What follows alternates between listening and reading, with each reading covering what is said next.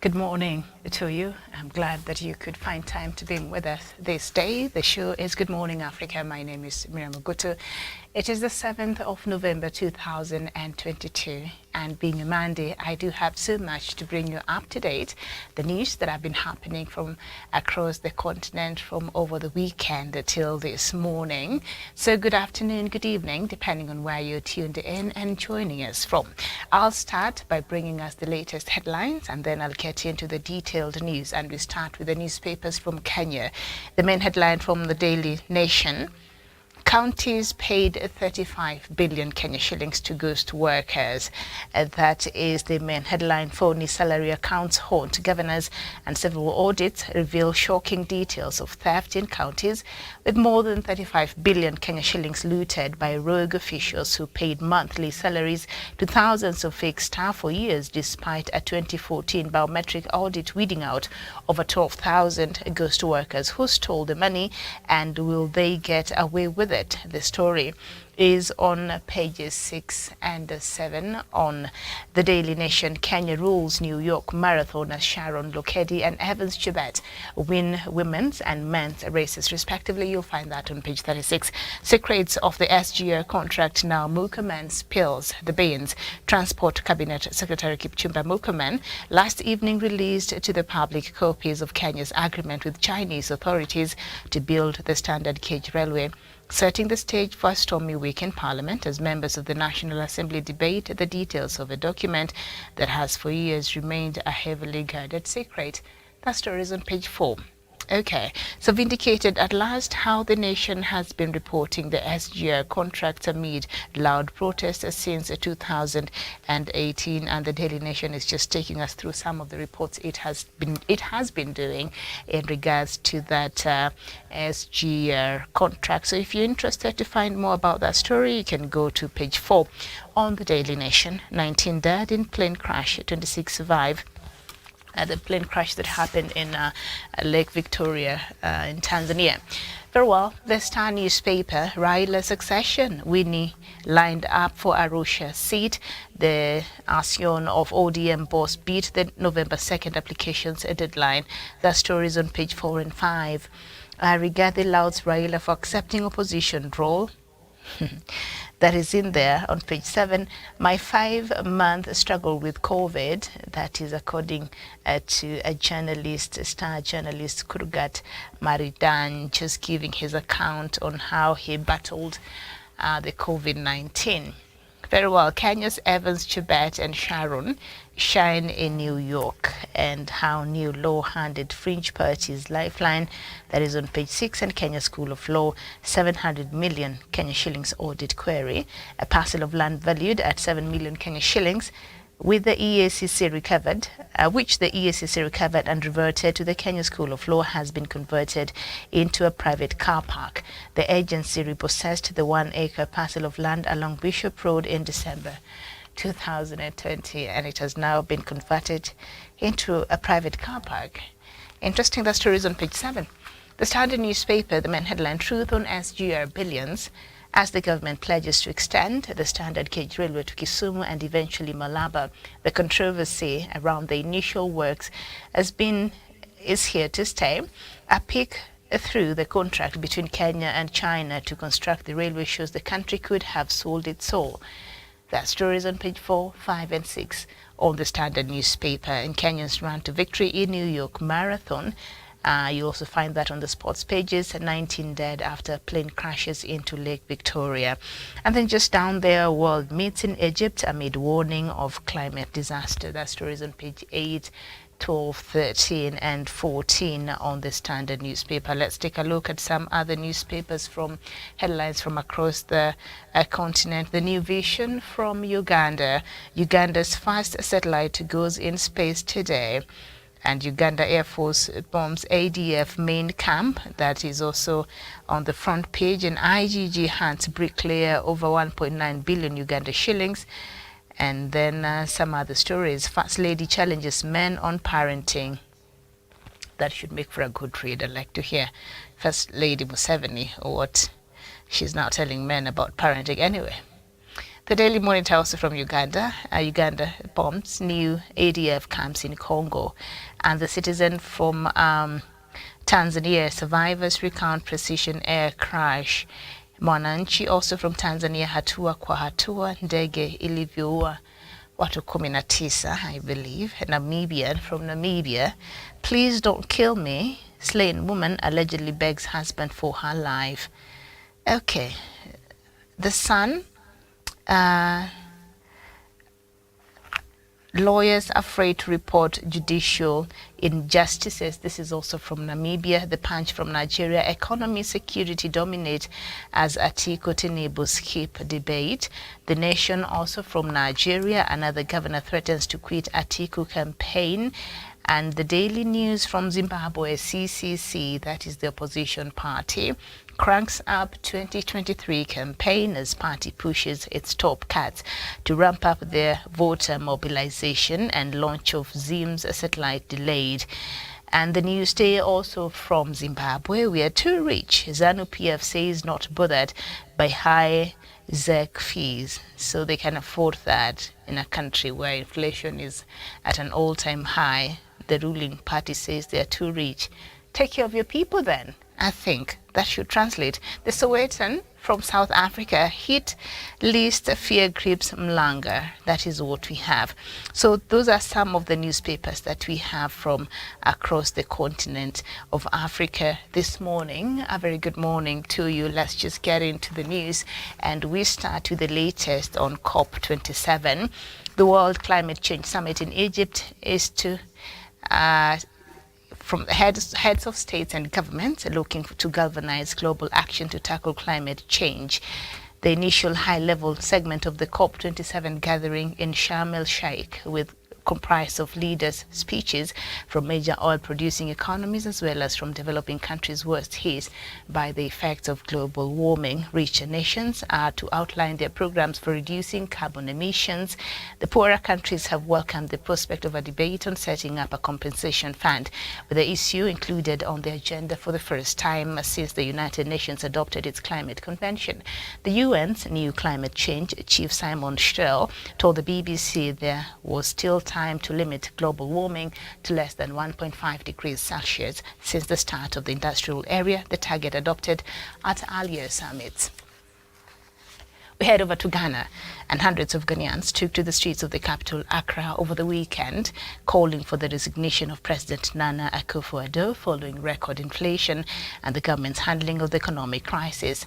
After once promising a Ghana without aid, last week President Akufo-Addo urged Ghanaians to support his decision to seek an IMF loan. The economic crisis is affecting people in all walks of life.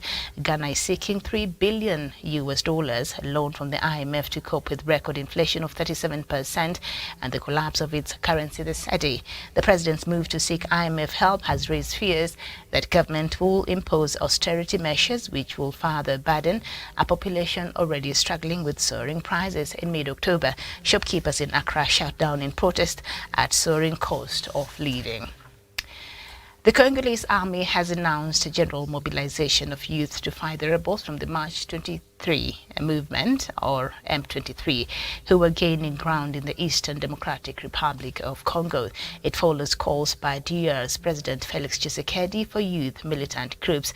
At a news conference, DRC's army spokesperson Major General Sylvain Ekenge said that the nation is in danger and it needs worthy sons and daughters to serve under the flag to defend the integrity of the territory.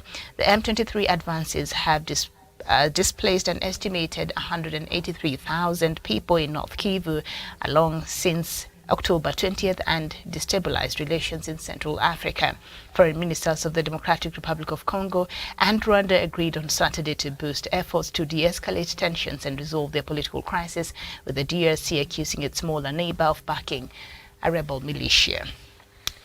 And then we go to Mali. Thousands of protesters in Mali held a rally over the weekend organized by the High Islamic Council of Mali. The demonstration was in response to a social network video in which insulting remarks were made about Islam and a man trampled on a copy of Quran. Although the government has condemned the video, many Muslims remain furious. 95% of Mali's population is Muslim, and organizers of the protest have claimed that over 1 million people took to the streets around Independence Boulevard in Bamako to protest the same. Back to the DRC, and foreign ministers from the Democratic Republic of Congo and Rwanda arrived at the Angolan presidency on Saturday for a fresh round of diplomatic talks amid rising tensions in Eastern Democratic Republic of Congo. Angolan President João Lourenço was appointed by the African Union as a mediator for the talks between the DRC's Christophe Lutundula and Vincent Biruta from Rwanda. Tensions have been particularly high between Kinshasa and Kigali since the resurgence of the M23 movement late last year. The former Tutsi rebel group took up arms, accusing Kinshasa of failing to respect agreements on the demobilization of its fighters. Kinshasa accuses Rwanda of supporting this rebellion, a claim Kigali systematically denies. But the Eastern Democratic of Congo region has been plagued for nearly 3 decades by violence from armed groups, many of them born out of the wars that occurred there in the wake of the 1994 Rwandan genocide. Efforts had already been made in Luanda to try and normalize relationships between these two neighbors. In July, according to the UN, the fighting between the FARDC and the M23 has displaced more than 50,000 people since 20th of October, of whom 12,000 have taken refuge in Uganda. Sudan and South Sudan are finally on the way to reaching an agreement on the final status of Abyei, the disputed oil-rich region on the border between the two countries. A week-long meeting by two communities in Khartoum last week came up with an interim report that will form the basis of the final status of Abyei, a region that has remained undermined by for 17 years since the signing of the 2005 Comprehensive Peace Agreement. The committee is led by Sudan's Sovereign Council Mohamed Hamdan Dagalo and South Sudan Security Advisor Tut Gatluak Manime agreed on 7 areas that will determine the issue of Abyei, whose uncertain status resulted in years of conflict between the Ngok Dinka of South Sudan and the Miseria of Sudan. According to Dafala Al-Haji Ali, the Undersecretary in Sudan's Ministry of Foreign Affairs, the two sides will initially provide citizen services to the people, form a team to provide humanitarian aid, and work on a long-term solution through dialogue. The committee has agreed to determine the status of Abyei based on the 2 previous agreements, the 2005 protocol and the 2009 ruling of the Permanent Court of Arbitration in The Hague. According to the Abyei Protocol, commonly known as the Machakos Protocol, the residents of the Abyei have been declared on interim basis to be simultaneously citizens of Sudan's West Kordofan State and South Sudan's Northern El Ghazal State until Abyei's permanent status is determined via a referendum. And Cameroonian President Paul Biya marked 40 years in power on Sunday, but stayed out of the spotlight as questions swirled about the 89-year-old who is the only leader most of the Central African country's people have ever known. Thousands of his supporters gathered in the capital Yaoundé to celebrate the anniversary, but there were only giant portraits of the absent president. Biya has not appeared in public since French President Emmanuel Macron visited in July. Decrees and photos of Biya receiving various diplomats are regularly posted on the president's social media accounts. Biya is Africa's second longest serving leader. The president of Equatorial Guinea, Teodoro Obiang Nguema Basongo, has been in power since 1979. Biya was Cameroon's prime minister and became president in 1982 after his predecessor, Cameroon's first president following the country's independence from France, stepped down due to health reasons. The majority of appointments Biya made in the ensuing years were members of his own Southern Beti ethnic group, which quickly grew to dominate senior prefect positions and the Prime Minister's office. He survived a 1984 coup attempt when the country's first multi-party election was finally held. In 1992, Biya bested his opposition rival by just 4% in the last elections. And we head back to Sudan, where armed groups and supporters of the military coup last year have formed a new political coalition to appeal to marginalized groups, calling itself the Forces for Freedom and Change Democratic Bloc, FFC-DP. The pro-coup groups want to replace the Forces for Freedom and Change FFC group, which has opposed military rule. The political groupings include several of Sudan's pro-military groups, including Freedom and Change, National Consensus, the Democratic Unionist Party, and the Beja High Council. The group calls itself the Forces for Freedom and Change Democratic Bloc, a name similar to the Forces of Change, which led the demonstrations that helped oust former President Omar al-Bashir in 2019, and more recently has led protests against the military rule. The alliance announced Thursday it favors a civilian-led transition government but opposes renegotiation of the 2020 Juba Peace Agreement. The agreement aims to bring Sudanese armed groups that signed it into the transitional government, but critics note some groups were left out of the deal, which does not require disarming until after elections. Jibril Ibrahim is Sudan's finance minister and leader of the Justice and Equality Movement, one of the armed groups that signed the Juba Peace Agreement that joined the new coalition. Speaking to reporters Thursday in Khartoum, he said no party should dominate the democratic spaces in Sudan. And the United States military says it has carried out an airstrike in support of the Somali's government operations against the Al-Shabaab extremist group that has killed some of the group's fighters. A statement by the U.S. African Command on Saturday described the airstrike as being carried out last week in a collective self-defense at the request of the Somali National Army near the town of Kadale in the Middle Shabelle region. Kadale is 220 kilometers north of the capital Mogadishu. The U.S. statement says Al-Shabaab fighters have been attacking Somali military forces. It says the initial assessment is that no civilians were killed. The U.S. has carried out dozens of drone strikes against extremists in Somalia in the recent years. And the United Nations Human Rights Committee welcomes the truce between the Ethiopian government and Tigray's People's Liberation Front, saying it should improve the human rights situation in that embattled region. The committee concluded a 3-week examination on Friday of 6 countries, including Ethiopia. The committee, which monitors the implementation of the International Covenant on Civil and Political Rights, issued its final observation. The 18-member panel called for investigations into allegations of widespread human rights violations against civilians by all parties to the conflict in Tigray and parts of Afara and Amara in northern Ethiopia. Committee Vice Chairperson Christopher Arif Bulkan said members of the panel agreed that those found guilty of crimes should be prosecuted and punished, and victims should receive full reparations for their suffering and losses.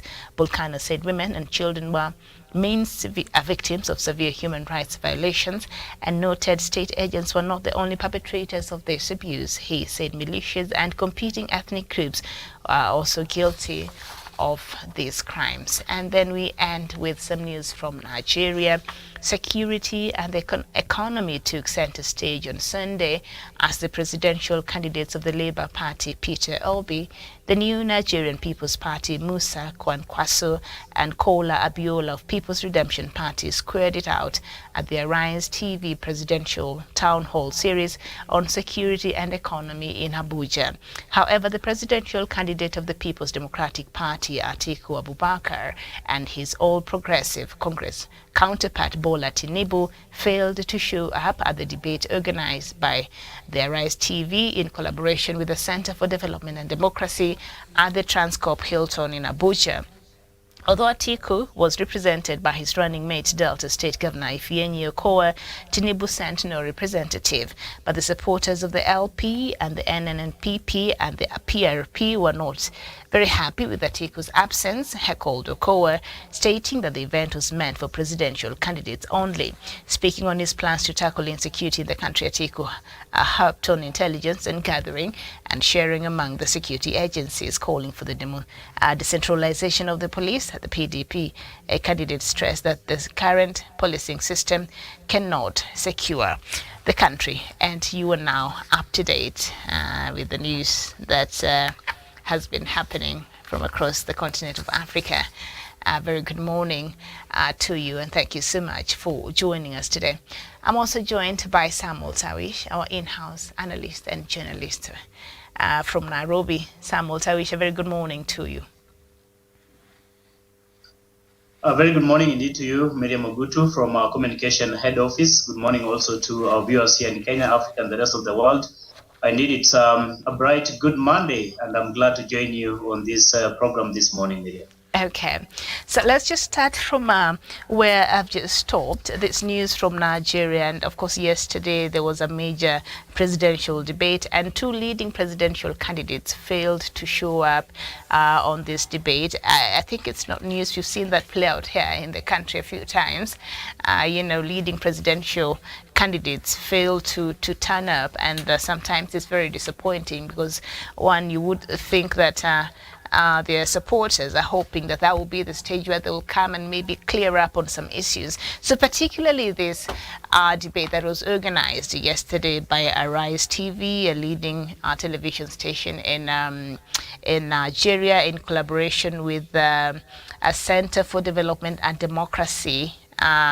So the two main things that they were discussing yesterday that has to do with economy and security, and we know security is a big thing in Nigeria. Insecurity has been on an high, all-time high in Nigeria as we know it. The issue of Boko Haram, the issue of kidnappings, the issue of it's a lot going on. So the leading two presidential candidates failed to show up and perhaps discuss how they're going to tackle these issues, especially on security. I mean, in such instances, do you think it's I don't know, is it a good strategy not to show up, or does it show that perhaps maybe they don't have concrete measures in place or ideas on how they're going to handle this? That's why they could not show up. Or why do you think one would skip such a very important event, and where very important things are being discussed that affect the people that they plan to represent? Thank you so much, Miriam, and thank you for the opportunity really to speak on this program this morning. And foremostly, Miriam, it's no strange or really surprise that presidential candidate skips such kind of very crucial debates. This is not the first time you've seen it in the continent of Africa. Just the other day here in Kenya, we saw even former Prime Minister and ODM leader Raila Odinga skipping the presidential debate. And even in the run-up to 2017 general election, we saw then President Uhuru Kenyatta really skipping the presidential debate. And so it doesn't come to me as a surprise. One, it is a combination of so many factors. One, it could be to do with the feeling of those respective candidates that perhaps this platform is not adequate enough to be able to address some of the very serious issues that bedevil the people, or even, or maybe they do not have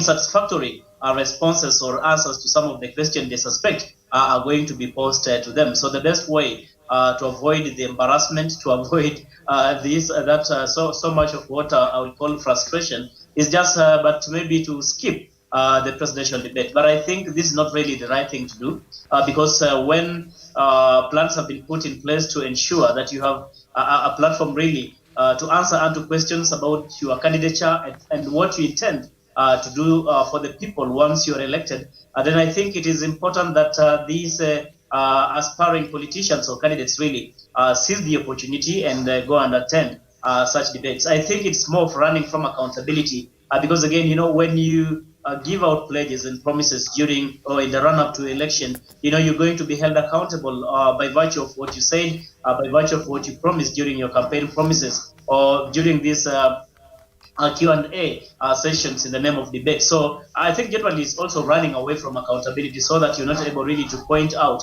that at this point in time you are able to really promise or pledge that this is what you are going to do once you get elected. So really it's a combination of so many factors. You cannot point it to one particular area that it could be running away from embarrassment, or is it trying to evade accountability later on, assuming maybe you get elected into office.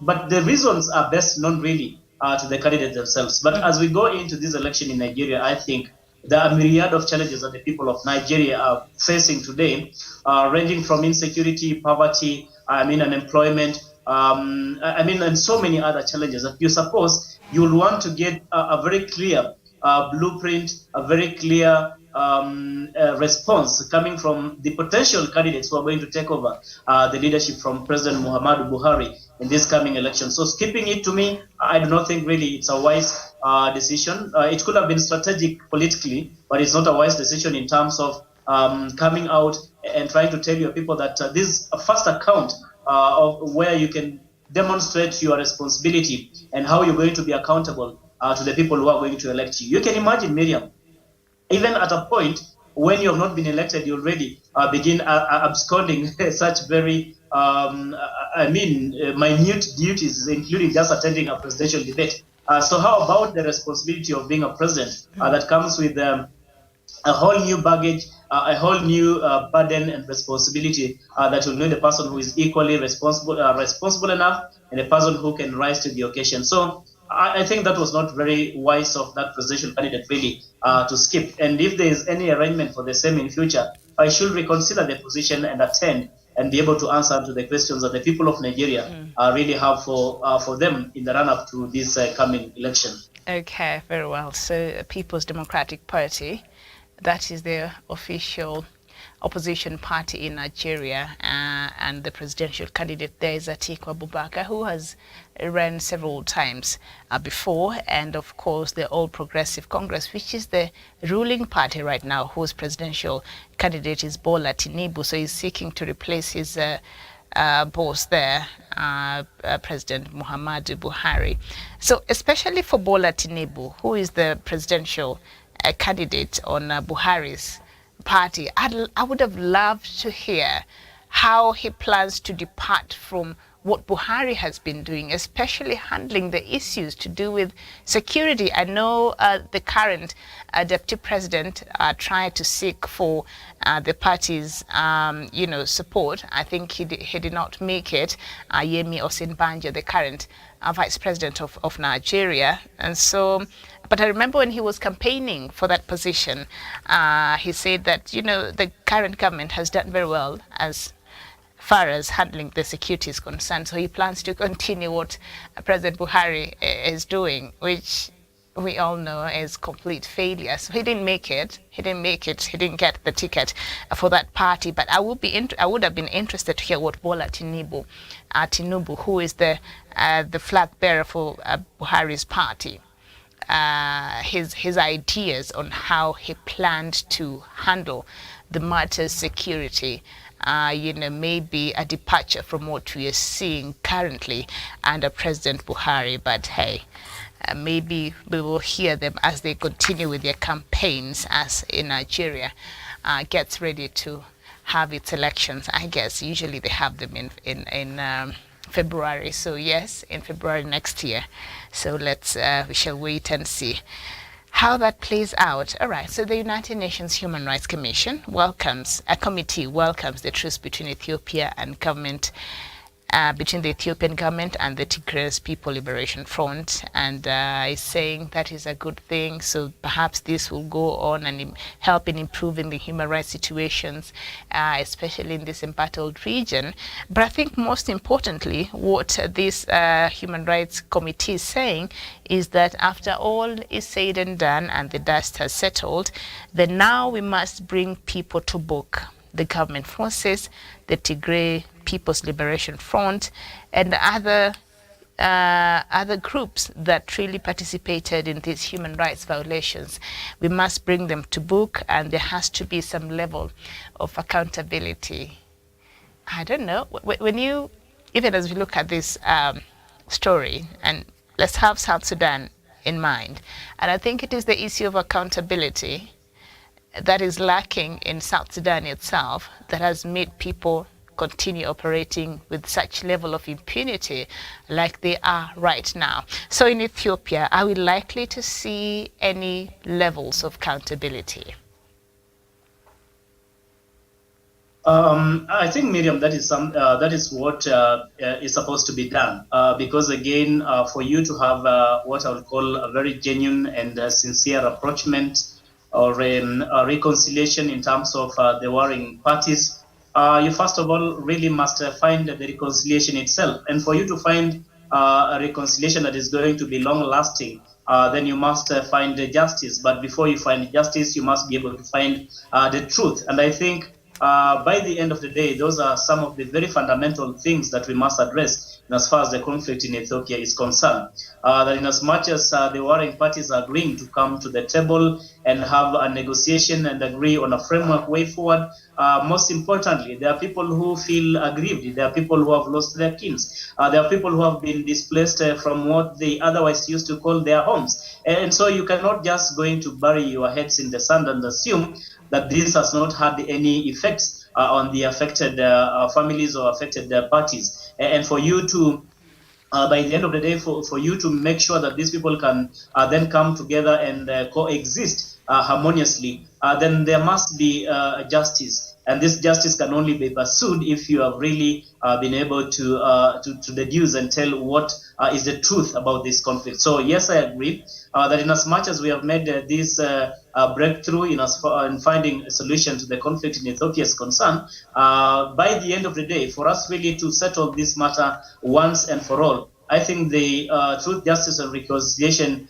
Commission, like it was in Kenya a couple of years ago, must be put in place to ensure that justice has been served to the victims of the conflict that has been ravaging that part of this continent for so many years now. So I think it is the best thing really to do. We cannot assume that people can now sit down together and continue living together as it were or normally, because there are those who still have some who are still inflicted with the pain of being displaced or having seen their kins really being hacked to death. So in that circumstance, Miriam, the only proper and long-lasting healing to such people is really the truth and justice to be served to the victims. You saw what happened, for example, in Kenya after the 2007-2008 post-poll violence. I mean, we formed, in as much as we formed the commission, the TGRC commission later on, not so much in terms of its implementation, we all agree. And again, look into the people have not been adequately repatriated or taken back to where they otherwise used to call home. People who were evicted from their homes, who had to run away from their land, whose property was destroyed, whose kins were really killed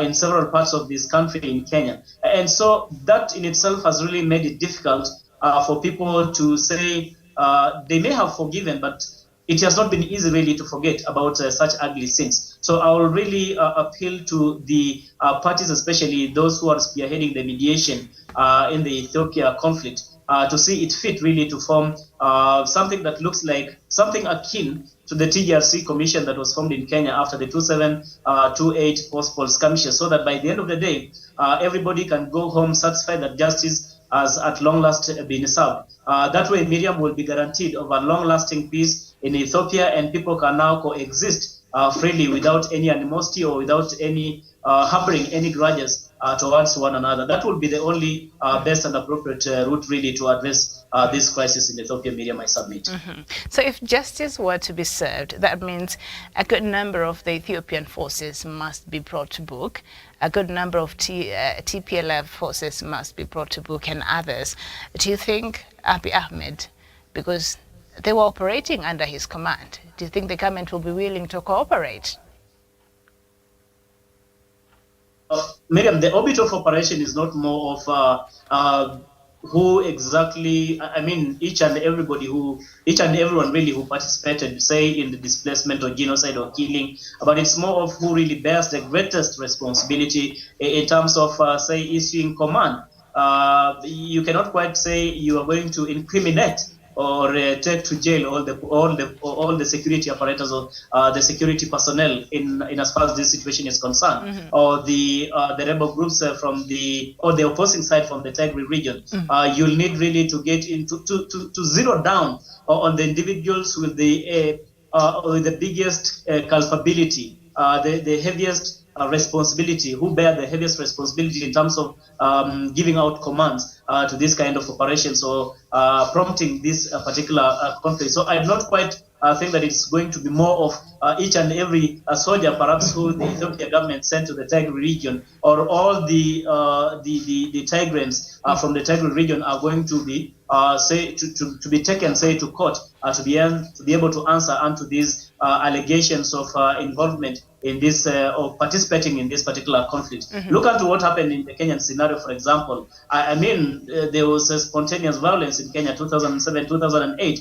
but by the end of the day, after of course ICC came into place and there was that investigation which was carried out. I think ICC Ocampo came and just picked 6 of the prominent Kenyans who they believe, according to them, really had the greatest responsibility in one way or another, influenced really that particular violence, or even sponsored in terms of finances. So it is not about each and every person who did what, but I think those who really bear the greatest responsibility, or whose command could inevitably be avoided. And I think that would be the best route really to address or approach this matter, Miriam.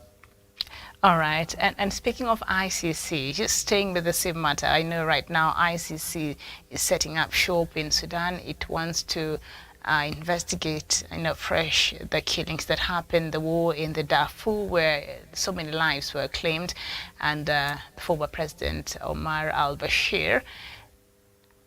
And we're seeing them do that, but it has been met with a lot of, I know the government says it will cooperate, but those military rulers right now that are the top of the leadership in Sudan were part of the people who perhaps oversaw, these killings. And so I suppose ICC chief prosecutor will have a lot of hurdles there for him even to get the evidence that he requires to start the case at the ICC. So we've seen how that is already playing out there. I don't know if they'll be able to cooperate, because those military juntas who are in power, the second in command, Hemedi, he is the leader still of the feared Janjaweed. Right now they call them Sudan Rapid Force or something, but it is the Janjaweed, and he is still part of that government. So how he's going to hand himself over, I don't see that happening. So that is a story for another time. But why are we seeing perhaps a different handling of this Ethiopian matter? Why are we not hearing the international community of somebody running quickly to the ICC and saying, hey, there are things that have happened in Ethiopia that meets the threshold by which this court might want to go and look into as far as human rights abuses and violations are concerned? Miriam, I think it's time for us also to attempt as much as possible to run away from the stereotype that it is only the foreign or international community that can be able to deal or provide solutions to the problems that bedevil our countries or the continent of Africa. I think Africa as a continent has come of age, and it can clearly be demonstrated by the kind of renewed spirit in terms of trying to address some of the conflicts in her continent today. That's why you see the African Union, through its leadership, has moved in honestly and swiftly to try and address the situation in Ethiopia today. That's why you see we having the AU-led peace talks being led by none other than President Olusegun Obasanjo and President Uhuru Kenyatta. And in itself really tells you that before the Africa-related efforts in finding solutions to this conflict are exhausted, then there will be no reason or significance really to call upon the international community really to intervene. That is not to say the UN Security Council, for instance, is not playing behind the scenes really to help in as far as this process of finding a solution to the conflict in Ethiopia is concerned. I am aware that there are behind the scene maneuvers in terms of even sponsoring or giving resources to the AU-led talks so that by the end of the day, they're not going to cry for lack of resources to carry out this particular mediation. So remember just a couple of weeks ago, when these negotiations were just about to kick off, I think the first ones convened President Uhuru Kenyatta, the immediate former president of Kenya, really did not travel to attend that particular meeting, and he set kind of what appeared to be conditions or irreducible minimums for his participation, or what he perceives to be what is going to make it viable and possible for these mediations to be a success. One including how the stakeholders are going to give resources, adequate resources for that matter, to ensure that this particular mediation process is going to be a success. So I will be hesitant to say that the international community, say through the United Nations Security Council, is not actively participating in seeing how we can end this particular problem in Ethiopia. But again, Miriam, let's also be reminded that more often than not, we have seen our people in the African continent and also leaders coming out to castigate the European nation, Western power countries, then the international community, and also particularly the International Criminal Court for improperly, quote unquote, targeting the African leaders and the African continent and giving a blind eye to the so many atrocities being committed elsewhere in the world. And I think they're giving a benefit of doubt this time around for the African people and the African leadership through their own avenues to be able to navigate their ways and find solutions to some of these conflicts. In that, if you're not going to find a solution by the end of the day, then we can be able to call upon the intervention of our big brothers, quote unquote, the international community to come and intervene so that we can be able to find a solution. But I think for now, it is given that the AU-led peace talks in Ethiopia is somehow bearing fruits and appears to be promising. It will be premature, really, to invite the participation of the international community until maybe when we feel it's getting out of hand completely, and that's when we can appeal for the intervention and support from the international community, Miriam. Mm-hmm. Okay, when it gets out of hand. I don't know how we're able to measure that, because according to reports, thousands of people have lost their lives. Many others have been displaced, and the human rights abuses there were being documented. And so let's see if at all the issue of accountability is something that will be addressed after all have been said and done. Let's move on to another country that requires some intervention, Sudan. And over the weekend, armed groups and supporters of the military coups last year and have formed a new political coalition to appeal to the marginalized groups. So these are people who are supporting the military rulers in Sudan right now. So they're calling themselves Forces for Freedom and Change Democratic Bloc. So I don't know how you support the military and still call yourself a democratic bloc, but that's how they call themselves. And I think they've borrowed their name from this other group that has been protesting and against the military rule, and they call themselves the Forces for Freedom and Change. So Forces for Freedom and Change, that is the initial name of a group that is opposed to the military rule, but this new one is Forces for Freedom and Change Democratic Bloc. So they had to just drop the democratic name just in there.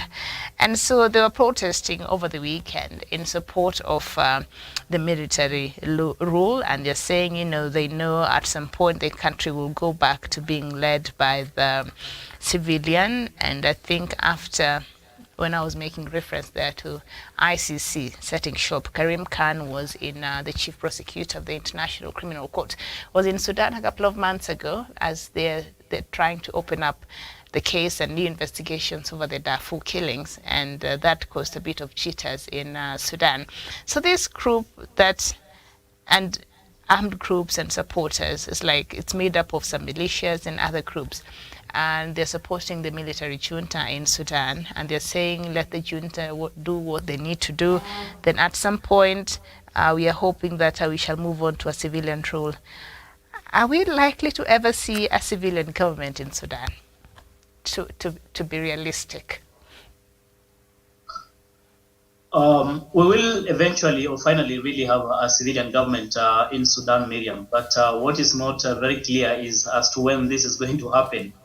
Because of the level of contestation between the military and the civilian, those especially in the leadership. And also you can see the warring parties. I mean, when you have the civilians also supporting the military, part of them really supporting the military government and not the civilian, in itself states to you clearly that the opinion appears to be divided right in the middle.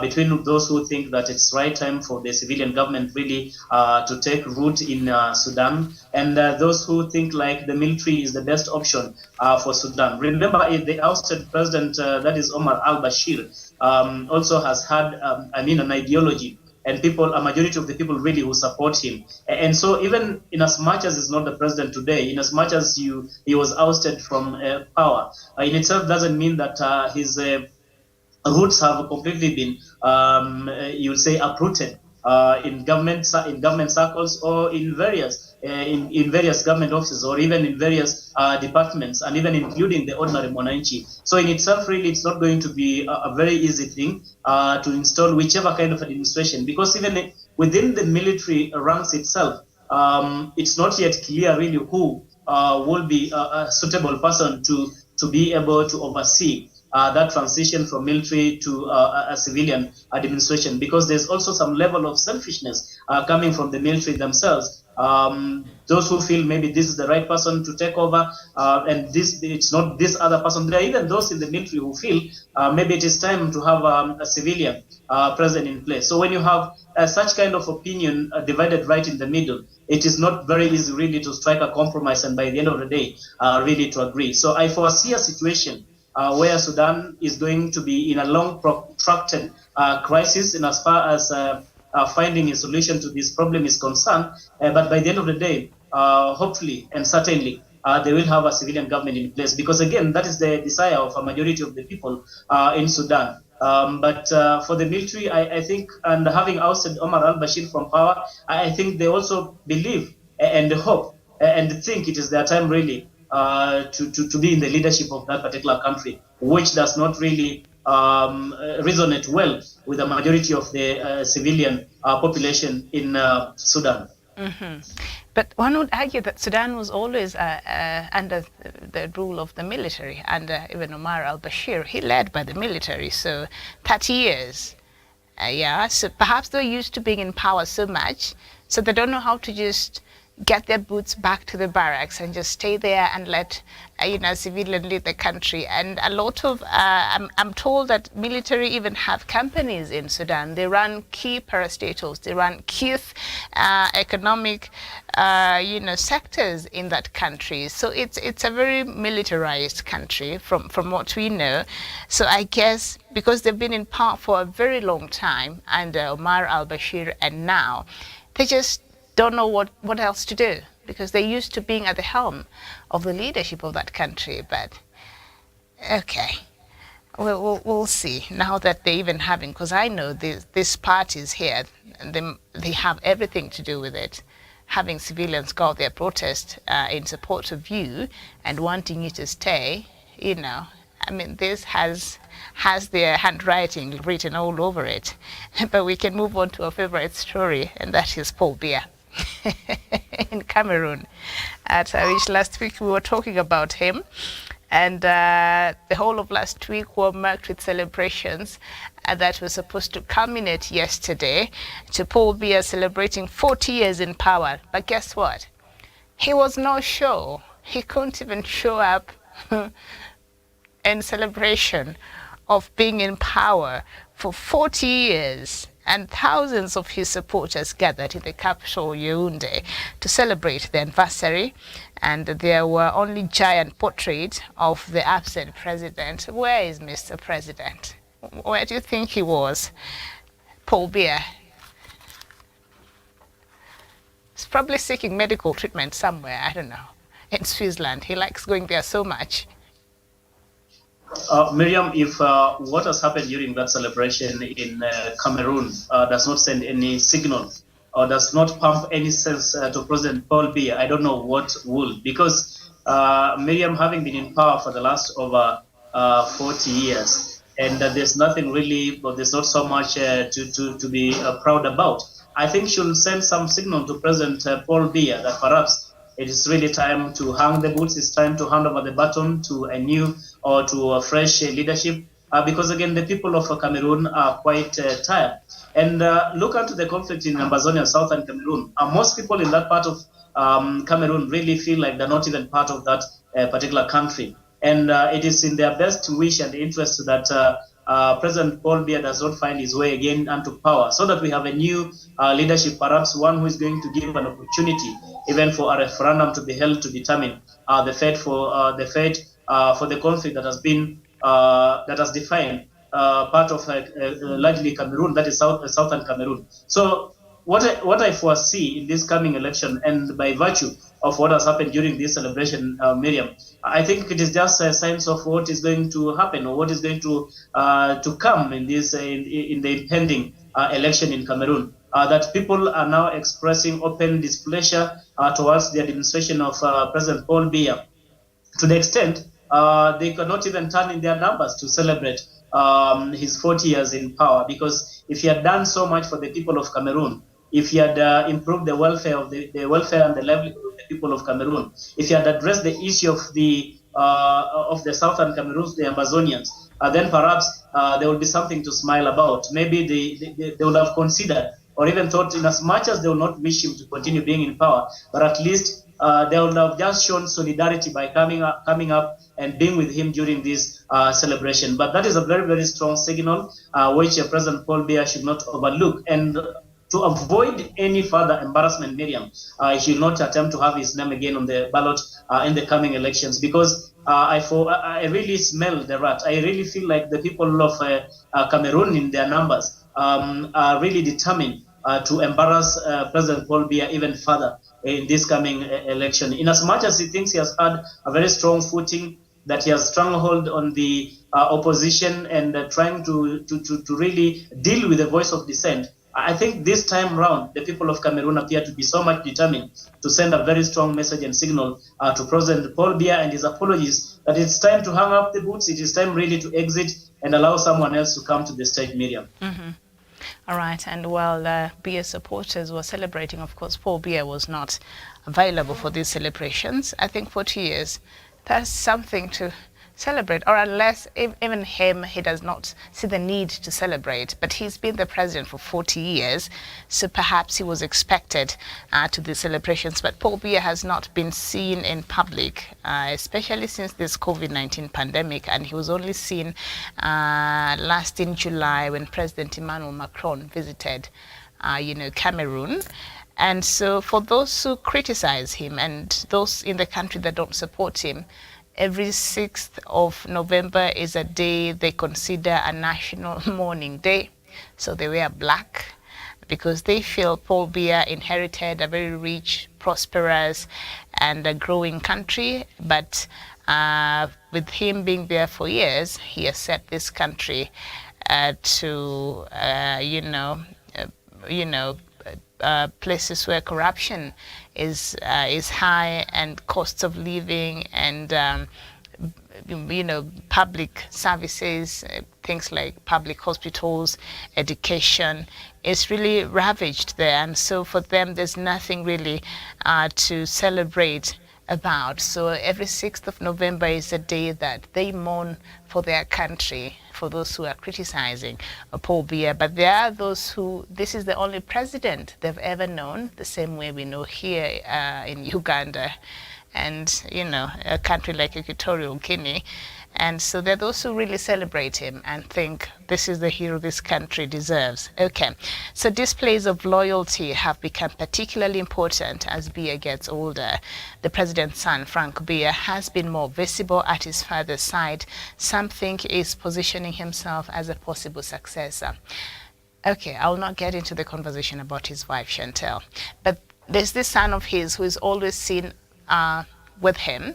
And so people are saying the same way as President Museveni's son. But I think from Hornzi, he's come outrightly and he's saying, you know what, I think succeeding my dad will make my mother very proud. So that is something that perhaps I'm seeking to do, to please his mom, not to leave the country.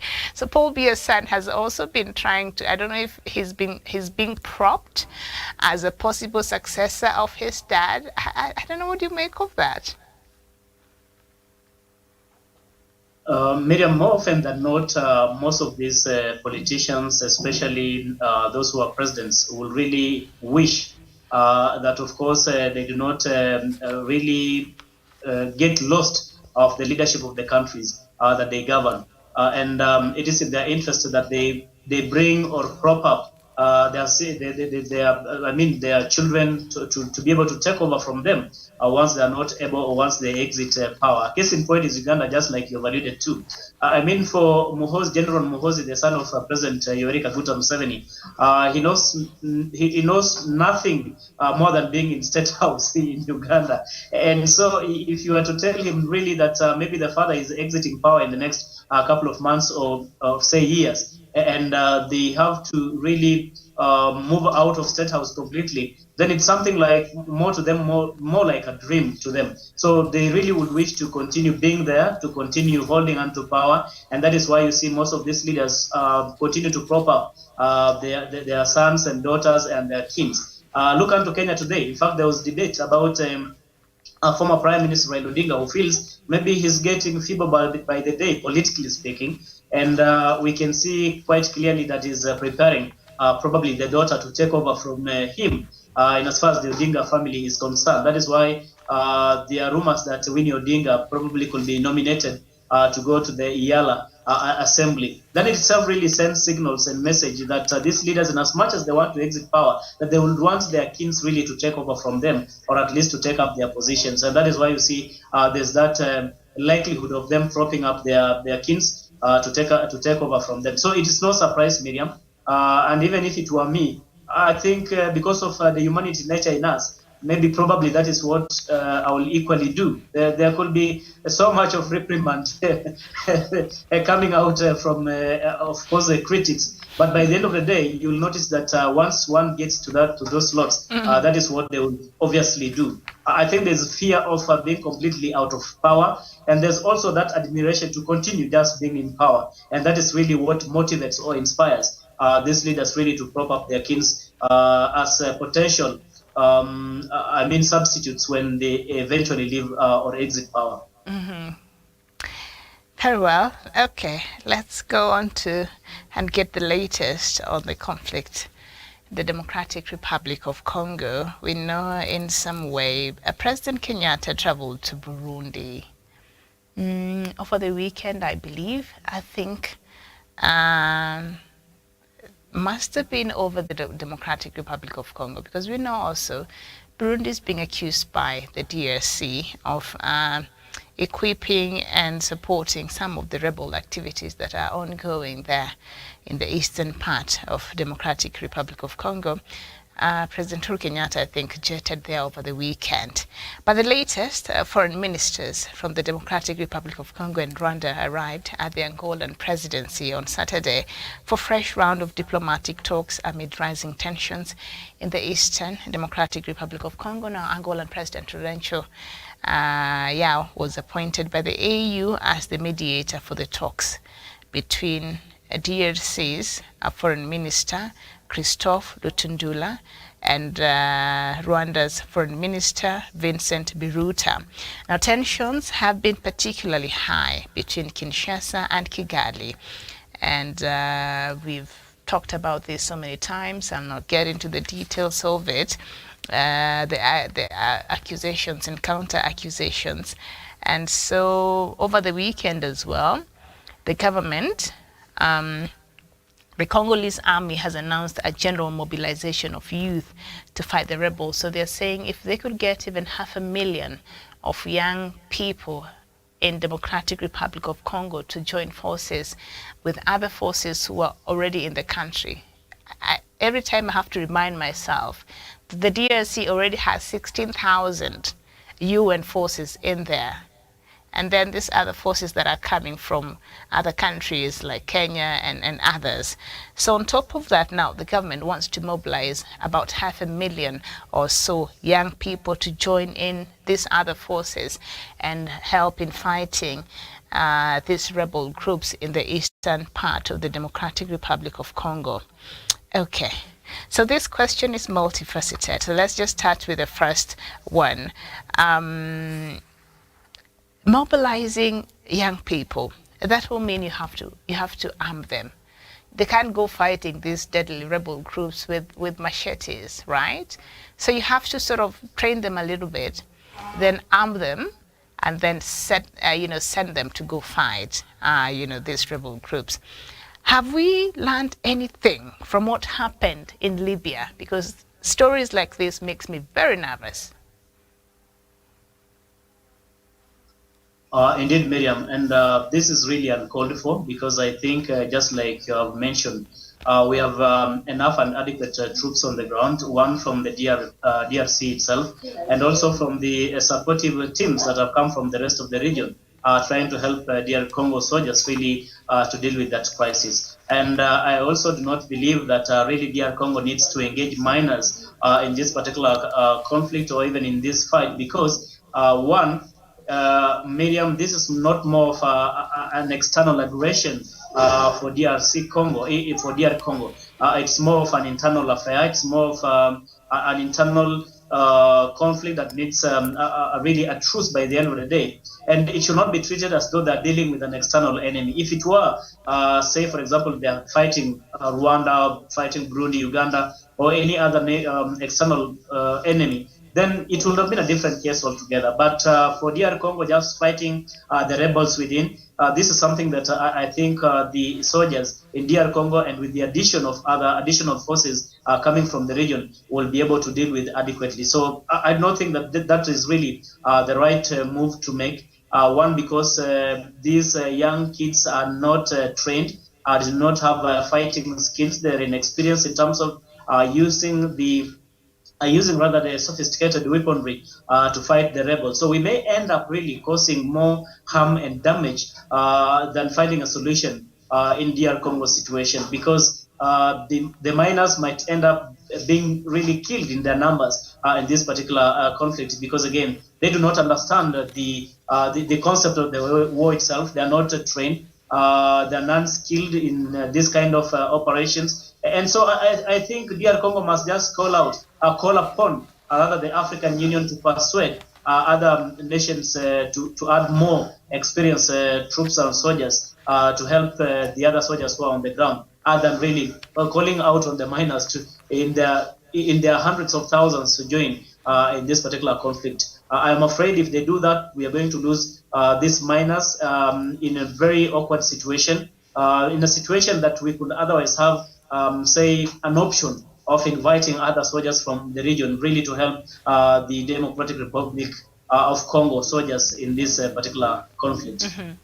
All right, and so the foreign ministers of both the Democratic Republic of Congo and Rwanda met in Angola over the weekend, and they agreed to boost efforts to de-escalate tensions and resolve their political crisis with the DRC, accusing, of course, its neighbor of backing rebel militia. And there have been credible reports, even from independent investigators from the United Nations itself, that says Rwanda indeed is supporting the M23 rebels, but of course Rwanda has denied these claims.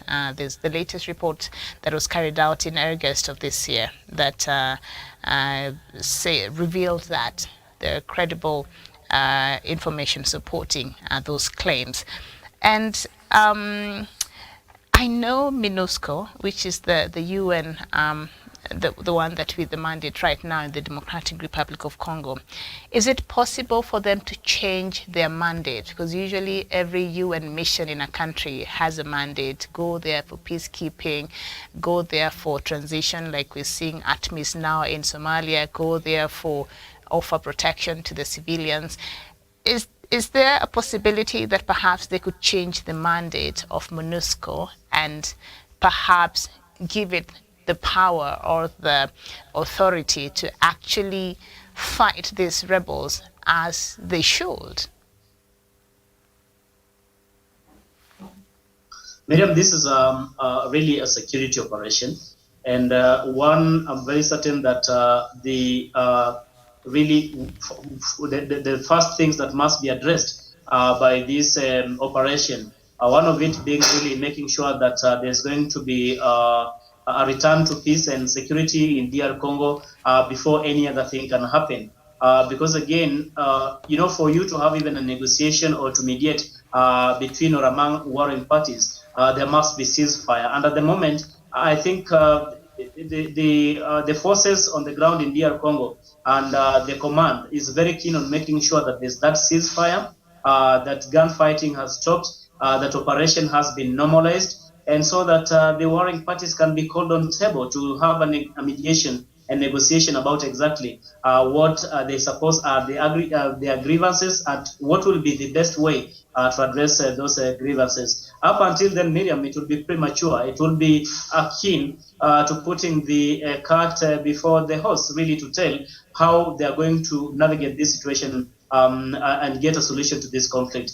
Because I'm very sure from time to time they will be carrying out an audit really to understand how they have fared in this particular operation. And if there are any change of approach and strategies, say, for example, even in terms of trying to alter or to amend their mandate in as far as this conflict is concerned, then I think it will be dictated by circumstances then, and they will have them to move swiftly and adopt those new strategies as long as they serve the purpose of bringing long-lasting peace and stability out of this conflict, Miriam.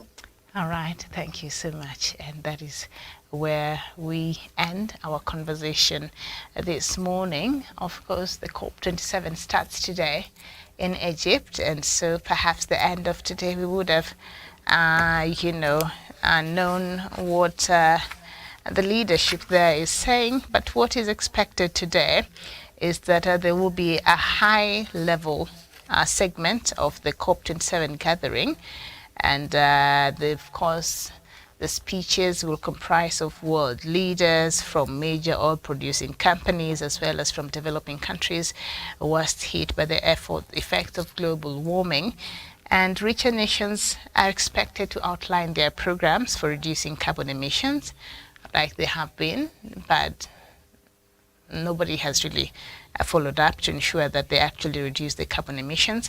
And the poorer countries also have welcomed the prospect of a debate on setting up a compensation fund, with the issue included on the agenda for the first time since the United Nations adopted its climate convention. And the U.S. new climate change chief, Simon Stoll, told the BBC there was still time to limit global warming to less than 1.5 degrees Celsius since the start of the industrial era, and that was the agreement.